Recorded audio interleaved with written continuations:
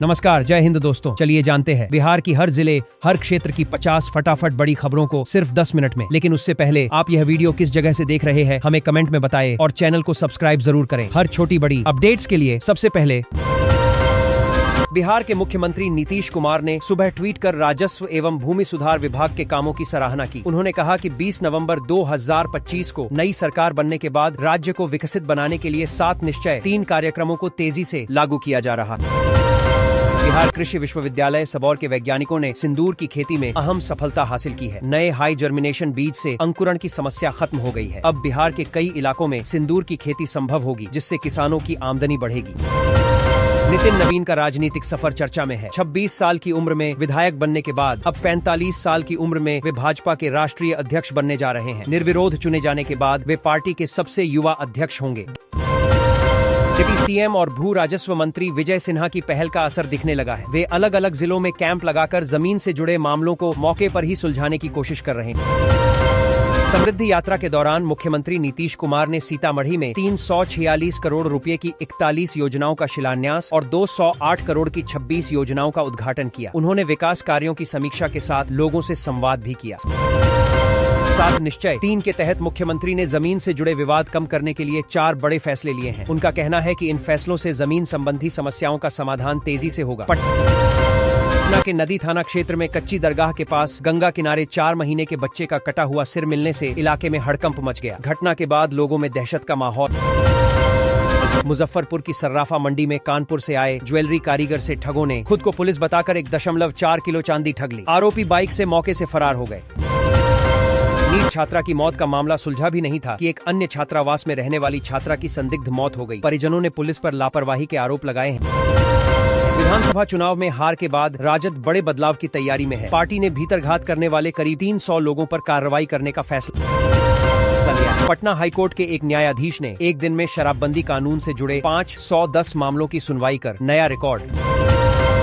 बिहार में मौसम ने अचानक करवट ली है। कई जिलों में घना कोहरा और शीतलहर लोगों की मुश्किलें बढ़ा रही है। सुबह सड़कों पर विजिबिलिटी बेहद कम रही, जिससे यातायात प्रभावित हुआ। राज्य सरकार ने हाईवे पर ई रिक्शा चलाने पर सख्ती बढ़ा दी है। आज से कई इलाकों में चेकिंग शुरू कर दी गई है। नियम तोड़ने वालों पर कार्रवाई हो रही है। पटना में नीट की तैयारी कर रही छात्रा की संदिग्ध मौत के मामले ने तूल पकड़ लिया है। परिजनों ने जांच की मांग की है और पुलिस जांच में जुटी हुई है। राजनीति की बात करें तो आज बिहार के एक बड़े नेता की राष्ट्रीय स्तर पर ताजपोशी को लेकर हलचल तेज है। इसे बिहार के लिए बड़ी राजनीतिक उपलब्धि माना जा रहा है। मुख्यमंत्री नीतीश कुमार आज गोपालगंज दौरे पर हैं, जहां वे विकास योजनाओं की समीक्षा कर रहे हैं और अधिकारियों को सख्त निर्देश दिए गए हैं।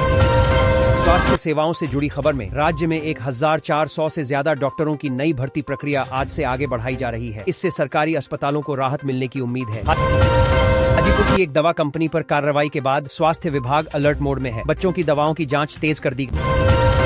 बिहार बोर्ड ने इंटर परीक्षा को लेकर केंद्रों पर सुरक्षा व्यवस्था और सख्त कर दी है। परीक्षा से पहले सभी तैयारियां पूरी की जाएंगी। पटना के सैकड़ों निजी स्कूलों को आरटीई नियमों को लेकर नोटिस जारी किया गया है। नियम नहीं मानने पर कार्रवाई तय मानी जा रही है। रेलवे की ओर से बड़ी खबर है। बिहार से होकर चलने वाली नई ट्रेनों की तैयारी अंतिम चरण में है। यात्रियों को जल्द राहत मिलेगी। ग्रामीण इलाकों में बिजली आपूर्ति को लेकर लोगों का विरोध सामने आया है। विभाग ने जल्द सुधार का भरोसा दिया है। राज्य में साइबर ठगी के मामलों में तेजी देखी जा रही है। पुलिस ने लोगों से सतर्क रहने की अपील की है। कृषि विभाग ने किसानों के लिए नई एडवाइजरी जारी की है, खासकर रबी फसल को।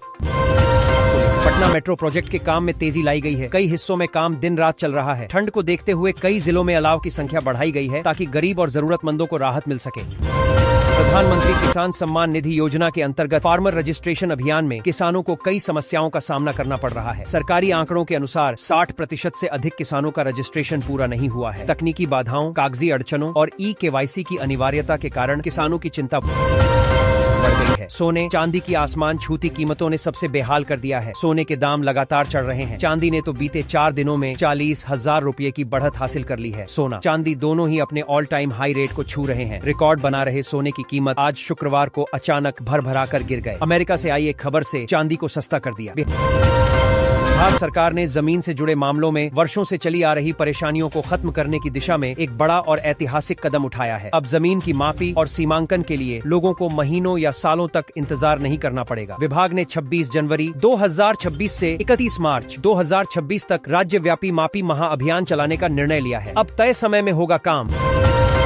सोशल मीडिया पर वायरल हो रहे एक वीडियो में एक उम्रदराज पिता अपने सिर पर चूहा, लाई मुरमुरे की भारी गठरी और हाथ में दही का कैन लिए पैदल चलते नजर आ रहे हैं। बताया जा रहा है कि अपनी लाडली बेटी के ससुराल में मकर संक्रांति का उपहार पहुंचाने के लिए यह बुजुर्ग पिता कड़कड़ाती ठंड में करीब 10 किलोमीटर पैदल चलकर बजट सत्र से पहले रणनीति तय करने के लिए शुक्रवार को राजद संसदीय दल की बैठक हुई। विस चुनाव के बाद विदेश दौरे से लौटे नेता प्रतिपक्ष तेजस्वी यादव की अध्यक्षता में हुई बैठक में पार्टी के सभी लोकसभा और राज्यसभा के सांसद शामिल हुए। बिहार के सीतामढ़ी जिले में एक ऐसी घटना हुई है जिसने इंसानियत पर गहरा सवाल खड़ा कर दिया है। यहाँ एक 13 साल के मासूम बच्चे की मौत के बाद भी लोग उसकी लाश के पास खड़े होकर मछलियाँ लूटते रहे। यह घटना जाजीहाट गाँव के पास हुई, जो पुपरी पुलिस थाने के अंतर्गत पटना के निकट स्थित चंदासी गांव में इन दिनों सिर्फ एक मंदिर का निर्माण नहीं हो रहा है, बल्कि आस्था, संस्कृति और शिल्प कौशल के इतिहास में एक नया अध्याय रचा जा रहा है। गांव के शांत वातावरण के बीच भारत की सबसे ऊंची अर्धनारीश्वर प्रतिमा तेजी से आकार ले रही है, जिसने निर्माण के दौरान ही भक्तों और कला प्रेमियों का ध्यान आकर्षित कर लिया है।